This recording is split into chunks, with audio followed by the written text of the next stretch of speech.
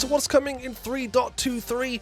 Well, let me tell you, it's not just these two, it's a whole bunch of UI changes, as well as game changes to things and existing interfaces that we've had for ages, as well as brand new ones that revolutionize the way we play. So if you want to get familiar with these new systems and the new way of doing things, way before 3.23 comes out, then continue watching, because boy, I've got a lot to talk about.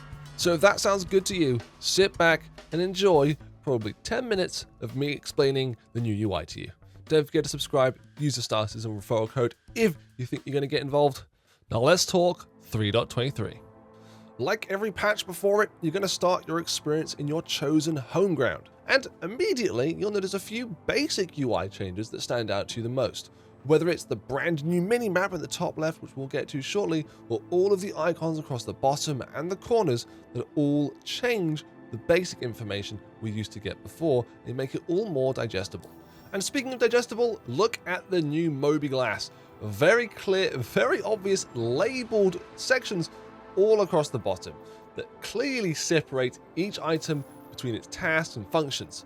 This kind of leads me on to something else. I want to briefly talk about why I'm making this video. I was browsing Reddit and I saw on the Sar Citizen Refunds Reddit that people were complaining about the new 3.23 UI. And I was really confused. People complained saying it wasn't as good as Tarkov and it wasn't as good as other games. And I said, there's no other game out there with as much options, as much content as Sar Citizen that does UI any differently. And if you look at this old menu here, which is a representation of what we've had before, it's a very clear thing to link to those other games like Tarkov with a drag and drop system. But today, I'm going to tell you all about the new stuff and how the new stuff really does change this game, and it is new. Not really things we've seen across those other genres of massive games. And you might even find some little things here and there that make your day-to-day life easier. Okay, so back once again to the new mobiGlas. This is your home screen, where you can see quick menus and icons to represent your health, your stats, your food, and more.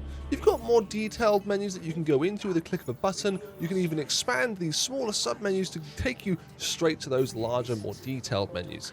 Now, at the end of the day, all of this stuff, not really useful, let's be honest. I think the most common reason you'll be entering this home screen is just to see your health stats, food stats, and maybe even access a quick menu for comms or something like that. Your money is now on screen all of the time, which is brilliant, and the contracts menu is superbly more efficient, categorizing each mission into subfolders that you can then remove or hide depending on your type of operations. If you want to do unverified or illegal missions, you can just do that easily, hiding all of the ones that you don't want to see and showing only the ones you want to see. You can also create beacons like you could, but the menu for it is simplified. The most exciting thing in the brand new mobiGlas, however, by far, is the new map. This includes the star map, which we'll get into a bit later. The new FPS map, as it's coined by the devs, is just your basic generic map like in any game.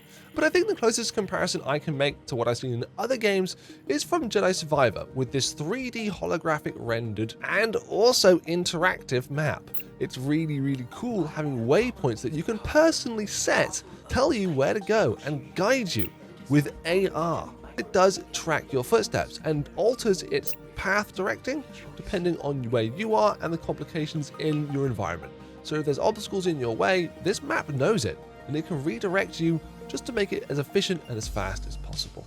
You can also set multiple locations or go to hotspots that are commonly known, like gun stores. And yes, the new star map is something to behold. It truly is fantastic to have a functional system in our hands once and for all. I still have my qualms with it. There are some user interface issues I don't quite understand. There's some readability issues I really need to get across to the SIG devs. Why are the symbols almost all identical, and why is cancelling a route really hard to do? But besides some of those technical quirks, I think the new UI is amazing. It, again, like the FPS map, tells you where to go and how to get there. And it tells you straight away on your HUD whether or not it's obstructed or whether or not there's any other obstacle in your way, like fuel capacity and range. The whole new star map is also accompanied by a change in the way we fly our ships, with something called SCM. SCM modes are the types of modes we're going to get access to, and depending on the mode that we choose, the functionality of our ship changes. So if you want to shoot, you'll be in SCM gun mode. but if you want to fly fast, you'll be in SEM flight mode. Basically, it's just another way of balancing the game. You have all heard of it before, it's called master modes. That's right, I said MM. Don't hate me. Personally, my short and brief experience with master modes has been a good one. I've really enjoyed the change, especially as it comes to combat, seeing the boost in effectiveness when it comes to shooting other ships and getting ballistics really where they need to be, and I do like the dogfighting now. I'm more inclined to have short-range jousts rather than long-range massive jousts.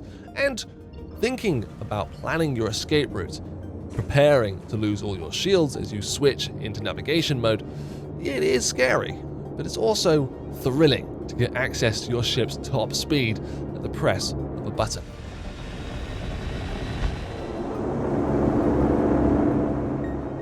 Returning players, however, will notice it's not just the UI elements that have changed when it comes to master modes and ships.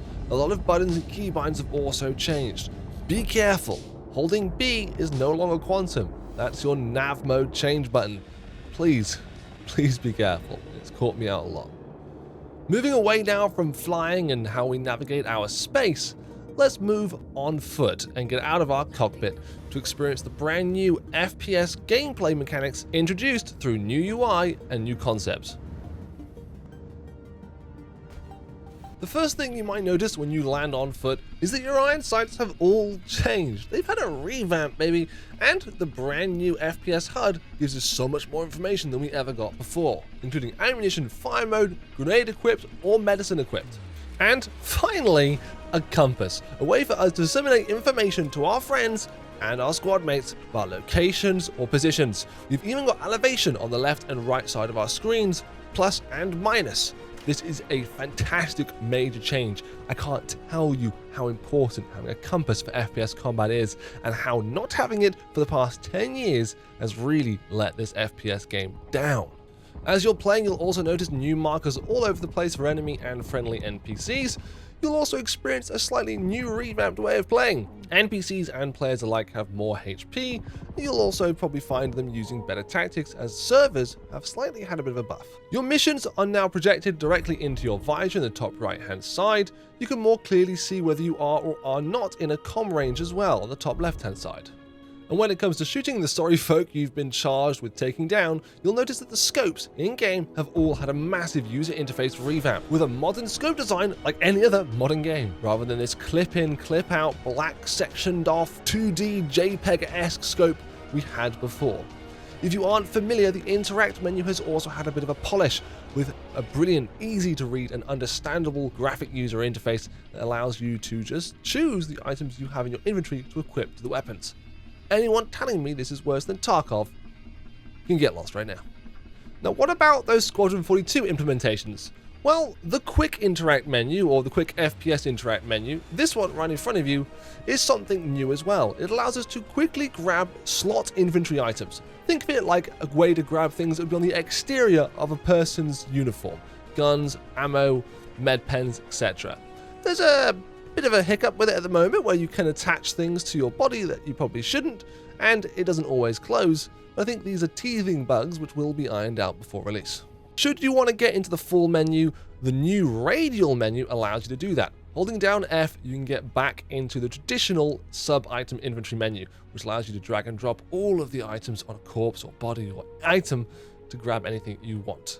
I know it sounds like a lot of menus on top of a lot of menus on top of a lot of menus, but truthfully, the devs have worked really hard to give us access to all aspects of Star Citizen, from every item you can collect on the floor and pick up and stow in your bag, as well as the speed and efficiency that you would expect from a modern FPS game. Not everyone wants to run around sifting through everybody's inventory and pockets. Some people just want to pick up magazines and continue fighting. This is why we have these systems in game right now, and it's why I genuinely want to commend the devs for working so hard to give us both systems for both kind of mindsets. I think anyone returning to the game in 3.23 from any previous patch will have a lot to enjoy with the new UI changes and the new game changes overall. There's a lot for me to get into and a lot for me to discuss and demonstrate, but I don't want to shove it all into one video. Let's keep things separate so you guys find it easier to understand things quickly and efficiently. My goal here on the YouTube site to give you guys information that's actually digestible and understandable in a way that hopefully you liked. If you liked this video, please hit that like button, it really does help me out. Also, if you want to subscribe and see more content or catch up with more 3.23 content, please do that as well.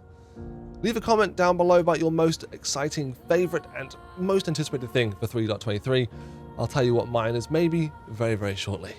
But before I end the video, I want to thank you guys so much for your patience. I know I haven't been uploading a lot recently. Life really threw me a curveball over the past 8 to 12 months, and I think I'm finally on the road to creating content once again. I can't wait to see you at CitizenCon. If you're going, I will be there, vlogging with my little camera and hopefully maybe even doing some signings. If you guys want to bring anything for me to sign, please do. Come badger me, say hi. I really don't mind. I love you guys so much.